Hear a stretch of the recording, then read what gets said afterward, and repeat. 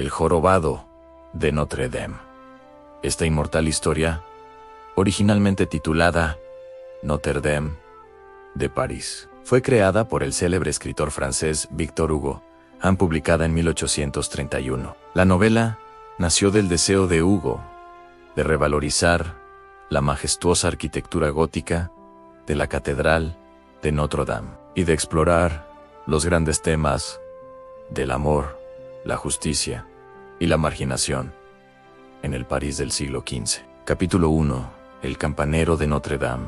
En lo alto de la Catedral de Notre Dame, entre las enormes campanas que retumbaban sobre París, vivía Quasimodo, un hombre jorobado, de gran fuerza y corazón noble. Su aspecto extraño lo había aislado de la sociedad, y pocas personas se atrevían a mirarlo de frente. Cada día subía y bajaba por las torres de la catedral, asegurándose de que las campanas sonaran a tiempo. El sonido de las campanas era su compañía más fiel, su manera de comunicarse con el mundo que no le aceptaba. A pesar de su aislamiento, Quasimodo tenía un espíritu amable y soñador, y conocía cada rincón de la catedral como nadie. Las gárgolas y estatuas se habían convertido en sus amigos mudos, testigos de su soledad y devoción. Su vida era tranquila, pero solitaria. El mundo exterior le parecía hostil e incomprensible. Quasimodo nunca había sentido amor, pero sí un profundo deseo de ser comprendido y aceptado. Desde las alturas, observaba la ciudad y los humanos con curiosidad, aunque temía acercarse demasiado. Su fuerza física contrastaba con su corazón sensible, que latía con ternura por todo lo que le rodeaba. Cada día se preguntaba si alguna vez alguien podría verlo más allá de su apariencia. El campanero no imaginaba que pronto un encuentro cambiaría su vida por completo. Ese encuentro llegaría de la mano de una joven llena de luz y compasión. Esmeralda, la gitana, aparecería en su vida, haciendo que su corazón latiera de una manera que nunca antes había sentido. Y así comenzaba una historia de amistad, valentía y amor imposible. En lo alto de Notre Dame, en capítulo 2, la joven Esmeralda. Esmeralda era una joven gitana de extraordinaria belleza y gracia, cuyos pasos de baile alegraban las plazas de París. En su cabello oscuro, ojos brillantes y sonrisa cautivadora llamaban la atención de todos a su alrededor. Pero más allá de su apariencia, su corazón era bondadoso y compasivo. Amaba a los animales y siempre cuidaba de su pequeña cabra Jolie. A menudo ayudaba a los necesitados en el mercado y no dudaba en enfrentar la injusticia. Cuando bailaba, parecía que la ciudad misma se detenía a observarla, y su alegría contagiaba a quienes la rodeaban. Su espíritu libre contrastaba con las estrictas normas de la sociedad medieval. Muchos hombres la deseaban, pero Esmeralda solo buscaba amistad, respeto y libertad. Al pasar por la plaza, los ojos de Quasimodo la observaron desde las alturas de Notre Dame. Nunca antes había visto a alguien con tanta luz y energía. A pesar de su temor, sintió un impulso de protegerla en silencio. Esmeralda ignoraba la existencia del campanero, pero pronto su destino se entrelazaría con el suyo. Ella representaba la bondad que Quasimodo tanto había anhelado. Su encuentro traería alegría y también conflictos, porque no todos en París deseaban su bienestar. Así, la joven gitana se convirtió en la chispa que cambiaría la vida del campanero jorobado. Capítulo 3. La injusticia. Claude Frollo, archidiácono de Notre Dame, observaba a Esmeralda con creciente obsesión. Su obsesión estaba mezclada con una estricta devoción religiosa y una moral rígida que lo consumía. Deseaba poseerla, pero su amor era oscuro y peligroso, lleno de celos y frustración. Una noche, acusó injustamente a Quasimodo de intentar secuestrar a la joven gitana. El campanero, incapaz de defenderse ante la multitud, fue castigado públicamente en la plaza. El escarnio y la burla del pueblo lo hicieron sentirse aún más aislado y vulnerable. Esmeralda, viendo la injusticia, no pudo quedarse callada y le ofreció agua y palabras de consuelo. Ese pequeño gesto de bondad tocó profundamente el corazón de Quasimodo. Comprendió que alguien finalmente lo veía por quien realmente era. Su agradecimiento se transformó en lealtad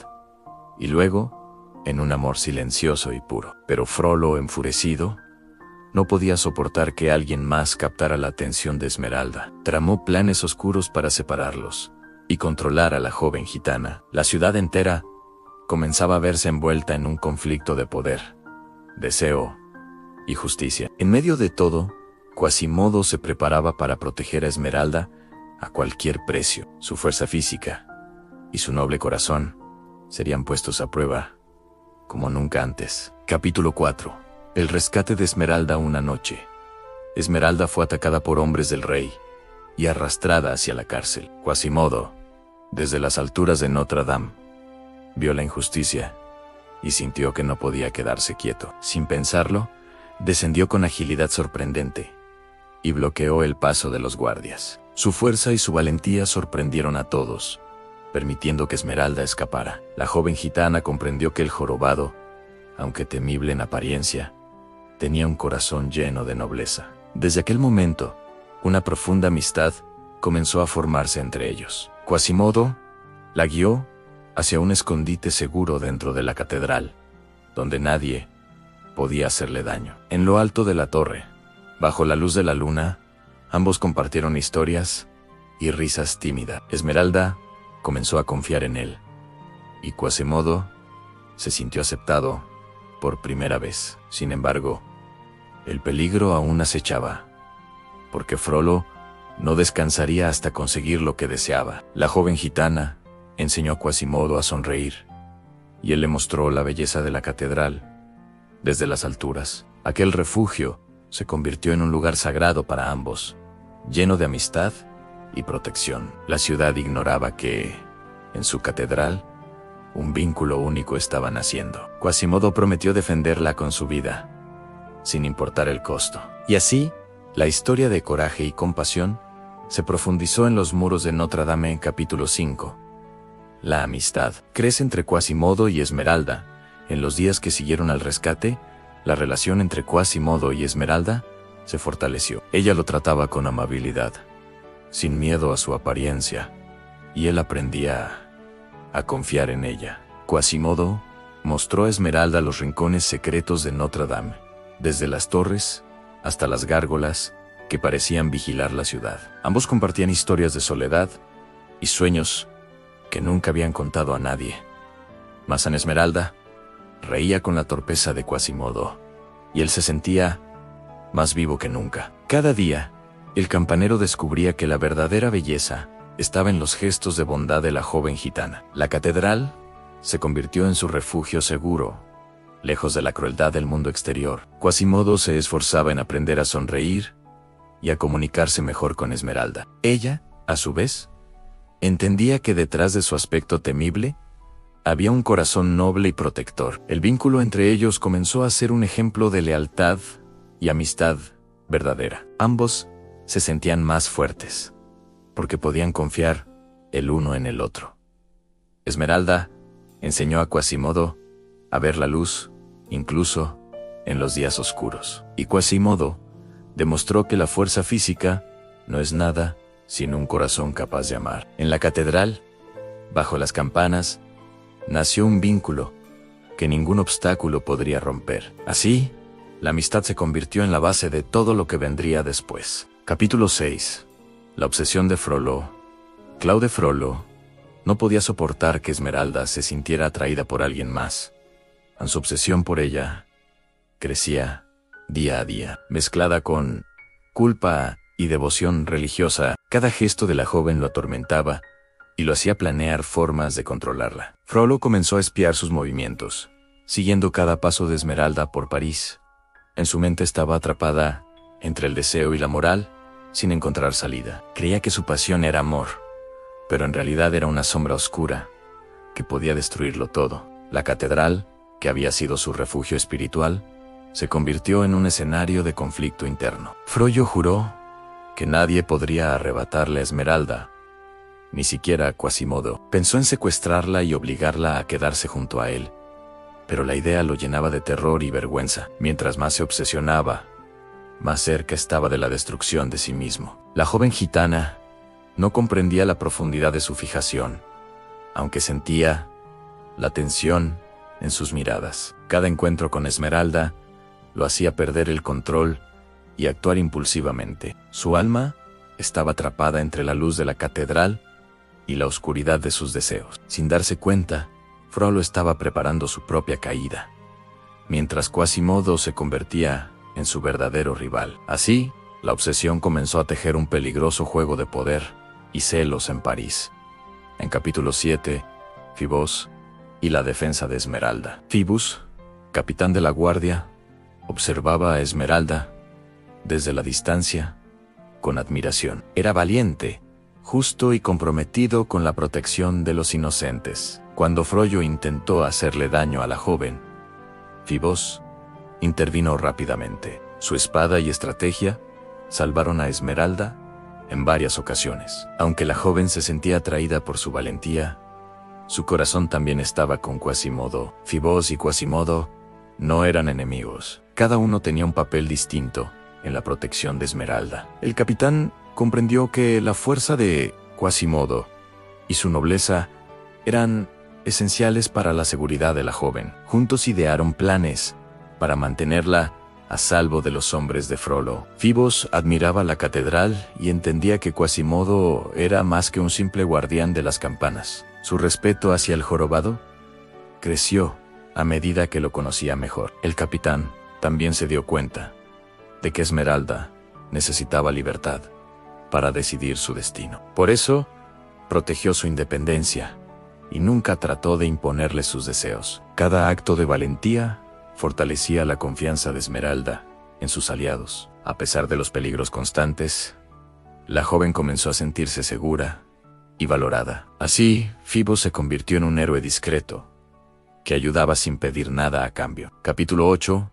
El juicio injusto. Frollo logró que Esmeralda fuera acusada de brujería y traición ante las autoridades de París. El juicio fue una farsa. Nadie creía en la inocencia de la joven gitana. El pueblo murmuraba y señalaba, incapaz de ver más allá de su origen y apariencia. Quasimodo estaba desesperado, viendo cómo la injusticia amenazaba a su amiga. A pesar de su fuerza, no podía intervenir directamente dentro de la sala del tribunal. El archidiácono manipulaba los hechos y los testigos para condenarla. Esmeralda mantuvo la calma, pero el miedo era evidente en su corazón. Su esperanza residía en la lealtad de Quasimodo y la justicia de Phoebus. El juicio se convirtió en un recordatorio cruel de la desigualdad y la crueldad humanas. Cada palabra de Frollo retumbaba como un golpe en la joven gitana. Quasimodo y Phoebus planearon un rescate,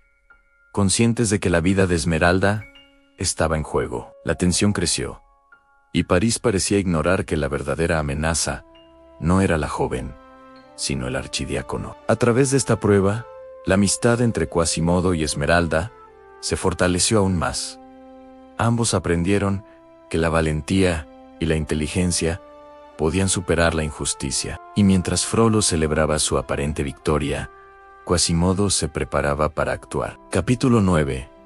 El enfrentamiento en la catedral, en lo alto de Notre Dame. La batalla final comenzó entre Quasimodo y Frollo. El jorobado defendía a Esmeralda con cada fibra de su ser, sin miedo a las consecuencias. Frollo, consumido por la obsesión, subió para arrebatar a la joven. Las campanas resonaban, como si el propio edificio expresara tensión y temor. La lucha no solo era física, sino moral. En bondad contra obsesión, amor contra codicia. Quasimodo demostró que la fuerza sin malicia puede proteger lo más valioso. Cada golpe y movimiento mostraba su destreza adquirida tras años entre las torres y campanas. Esmeralda miraba con horror y esperanza, confiando en que su amigo no fallaría. Finalmente, Frollo perdió el equilibrio y quedó atrapado entre la oscuridad de sus propios actos. Quasimodo, exhausto pero triunfante, abrazó a Esmeralda con alivio. El archidiácono desapareció, víctima de su propia obsesión y ambición desmedida. La catedral se llenó de un silencio solemne, como si todo el edificio celebrara la victoria de la bondad. Quasimodo comprendió que proteger a Esmeralda era más que un deber, era su destino. La joven gitana vio al jorobado no solo como un protector, sino como un amigo invaluable. Desde aquel día, nadie volvió a subestimar la nobleza de Quasimodo. Capítulo 10. Redención y cierre emocional. Con Frollo fuera de la escena, París comenzó a recuperar la calma, aunque muchas heridas aún quedaban. Esmeralda fue liberada y pudo caminar por las calles con seguridad y libertad. Quasimodo regresó a su lugar, en lo alto de Notre Dame, pero su corazón estaba lleno de gratitud y amor silencioso. Aprendió que la fuerza física era inútil sin bondad y que la compasión podía cambiar vidas. Fibos permaneció cerca, siempre dispuesto a proteger a la joven gitana, sin imponer nada. La ciudad admiró la valentía del campanero, aunque pocos comprendieron su historia completa. Esmeralda visitaba la catedral a menudo, recordando las aventuras vividas junto a su amigo. Quasimodo finalmente sintió que pertenecía a algo más grande que él mismo, una familia elegida por amor y lealtad. La catedral, que antes solo resonaba con campanas, ahora parecía guardar historias de amistad, valor y justicia. El jorobado había aprendido a amar y ser amado, aunque de una manera distinta a la convencional. Su lección quedó clara: la verdadera belleza reside en el corazón, no en la apariencia. Esmeralda también entendió que la bondad y la valentía pueden encontrarse en los lugares más inesperados. Fibos continuó su labor de proteger la ciudad, recordando la fuerza de quienes luchan por la justicia, y así, Notre Dame no solo se erguía como monumento, sino como testigo eterno de la historia de Quasimodo y Esmeralda. Una historia de coraje, amistad y amor que quedaría grabada para siempre en los muros de París.